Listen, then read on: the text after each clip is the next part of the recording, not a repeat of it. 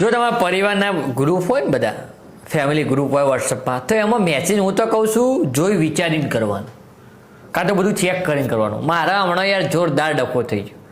હમણાં મારે કાકાનો છોકરો ગાડી લાવ્યો છે નવી નક્કાર બરાબર, ત્યાં એને ગ્રુપમાં ફોટો મૂક્યો છે, તે બધા નીચે કોંગ્રેચ્યુલેશન બધું લખી હતું, પણ મેં તો જોયું જ નહોતું કે એને ગાડી લાવ્યો, ગ્રુપમાં ફોટો બધા કોંગ્રેચ્યુલેશન મેસેજ વાંચ્યા જ નહોતા. એ સવારે ગાડી લાવ્યો બરાબર, અને મેં રાત્રે તમે જો એક મસ્ત સુવિચાર હતો ને એ ગ્રુપમાં ઠોક્યો.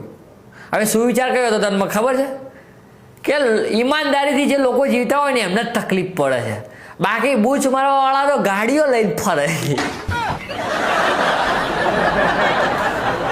મેં પેલો ગાડી લાવ્યો છે કે બધું જોયું જ નતું, મેં ખાલી એમને સુવિચાર મૂકવા ખાતર મૂકી દીધો. એ જ દારા પાછો એ સવારે ગાડી લાવીને મેં હજુ સુવિચાર મૂક્યો કે બૂચ મારવા વાળા ગાડીઓ લઈને ફરે ને ઈમાનદારી વાળા તકલીફથી ફરે. મારા કાકાના છોકરાને હજી ઝઘડો ચાલે